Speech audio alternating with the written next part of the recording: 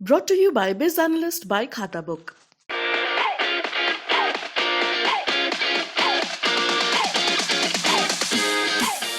उन्होंने बस एक ही बात पूछी थी कि आप खुश रहेंगे कि नहीं, और अगर आपकी खुशी इसमें है और अगर आप राष्ट्र के लिए काम करना चाहते हैं तो क्यों नहीं। ठीक है, उन्होंने आशीर्वाद दिया है मुझे और मैं हमेशा आशीर्वाद लेती रहूंगी उनसे। मैं आज भी परिवार का हिस्सा हूँ, कल भी परिवार का हिस्सा रहूंगी। भारतीय जनता पार्टी की मेंबर हूँ, रहूंगी जी। मुलायम सिंह यादव का रिएक्शन क्या था? क्या उन्होंने आशीर्वाद दिया? क्या भाजपा जाइए? यही कहा कि अगर आप खुश हैं तो आप करिए जो आपका मन है। वो कभी किसी को रोकते नहीं है किसी भी चीज़ के लिए। कितने तमाम लीडर्स, बड़े बड़े लीडर्स, बहुत सारी जो है लोगों ने अन्य पार्टियां ज्वाइन करी हैं, कभी नेताजी ने किसी को रोका नहीं है। ये संजोग है कि आज मैं भी हूँ और वो भी हैं यहाँ पे एक ही साथ जी। नमस्कार, स्वागत है आपका यूपी तक पर। मैं हूं कुमार अभिषेक और हमारे साथ हैं अपर्णा यादव, मुलायम सिंह यादव की बहू और अब बीजेपी में शामिल हो चुकी अपर्णा यादव इन दिनों जोर शोर से बीजेपी के प्रचार में जुटी हैं। स्वागत है आपका अपर्णा जी। ये बताइए कि समाजवादी पार्टी से आप भाजपा आ गई और जबरदस्त तरीके से आप प्रचार में जुटी हैं। आपके हिसाब से क्या है माहौल? राष्ट्रवाद के लिए जिस प्रकार से आदरणीय मोदी जी ने काम किया है, एक भारत श्रेष्ठ भारत जो उनका नारा है, डेफिनेटली सब में राष्ट्रीय चेतना का जिस तरह से प्रादुर्भाव हुआ है, मुझे लगता है भारतीय जनता पार्टी की प्रचंड बहुमत की सरकार बनने वाली है जी। लेकिन समाजवादी से जब आप राष्ट्रवादी बनी हैं तो क्या अंतर है? पहले भी आप राष्ट्रवादी थी, समाजवादी थी, या अब आप पूरी तरीके से राष्ट्रवादी? ये पूरी तरह से और अधूरी तरह से तो कुछ नहीं होता है। हम हमेशा से राष्ट्रवादी थे। मुझे लगता है कि मैंने परिवार की पार्टी को छोड़ा है, परिवार को नहीं छोड़ा है। तो मैं राष्ट्र चेतना के काम में लगी हूँ और मैं मोदी जी का जो विजन है, एक भारत श्रेष्ठ भारत, सबका साथ, सबका विकास, सबका विश्वास, उस विजन के साथ मैं जुड़ रही हूँ। तो मुझे बहुत विश्वास है अपने शीर्ष नेतृत्व पे। और जिस प्रकार से उन्होंने अभी हमारे बीच में बहुत बड़ा इशू है कि विश्व में बहुत बड़ा युद्ध चल रहा है और होने की कगार पर है, यूक्रेन और रशिया के बीच में। और जिस तरह से दोनों लीडर्स ने, यूक्रेन के भी और रशिया के भी, दोनों लीडर्स ने एक उम्मीद की आशा से प्रधानमंत्री को देखा है, इसमें कोई दो राय नहीं है कि जिस तरह से भारत का विश्व पटल पर, समग्र भारत का एक विश्वास पैदा किया है प्रधानमंत्री जी ने, तो कहीं ना कहीं भारत की उम्मीद है और हमारे पूरे विश्व की उम्मीद आदरणीय प्रधानमंत्री हैं। तो इस चेतना के साथ तो पूरा देश, पूरा विश्व जुड़ा हुआ है और मोदी जी को जो है अब कोई भुला सके ऐसा मुमकिन नहीं है। लेकिन अयोध्या में आप भी प्रचार में, अखिलेश यादव भी प्रचार में, आमने सामने प्रचार, ये कैसा है? मतलब आप ये संजोग है कि आज मैं भी हूँ और वो भी हैं यहाँ पे एक ही साथ जी।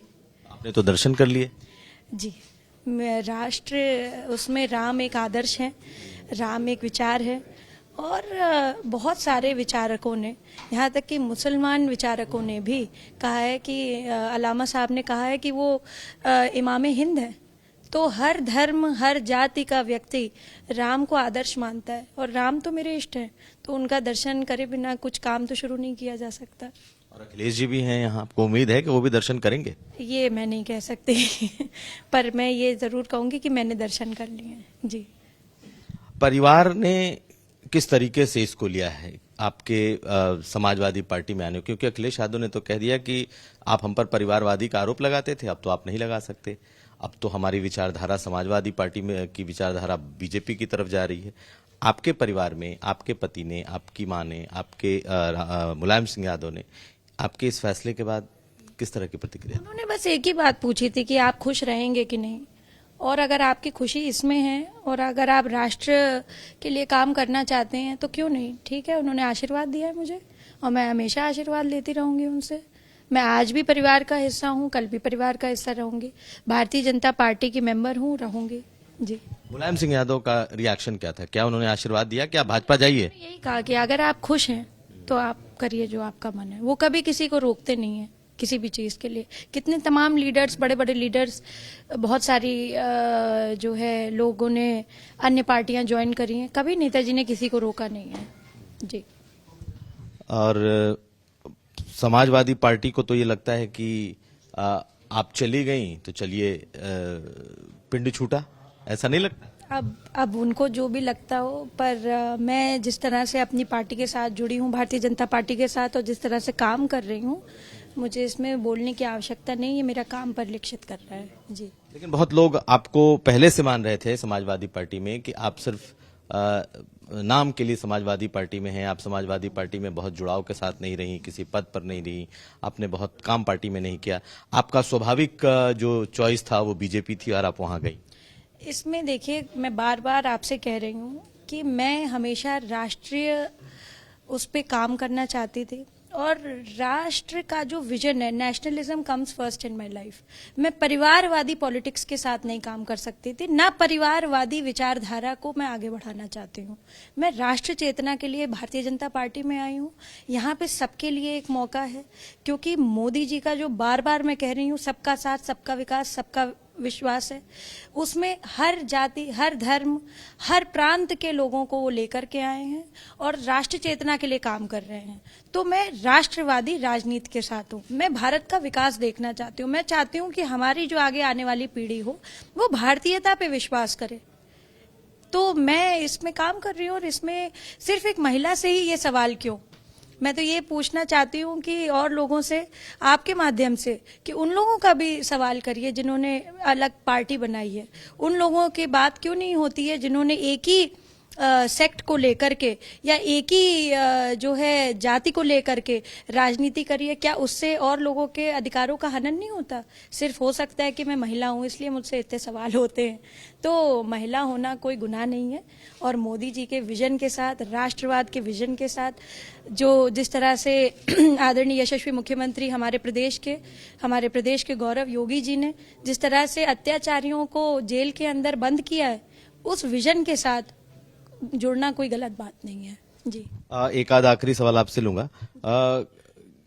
आप अपनी जगह बीजेपी में कहाँ देखती हैं? क्योंकि इस बार बड़ी चर्चा हुई कि आप चुनाव भी लड़ेंगी, आप चुनाव नहीं लड़ी। चर्चाओं का बाजार होता है, बट अपर्णा यादव चुनाव नहीं लड़ना चाहती थी इस बार, और मैं प्रचार प्रसार का काम करना चाहती थी। मुझे ये लगता है कि मैं अपनी पार्टी के लिए पहले काम करूं, उसके बाद मेरी काम की काबिलियत पे मेरा शीर्ष नेतृत्व बहुत सूझबूझ रखने वाला है।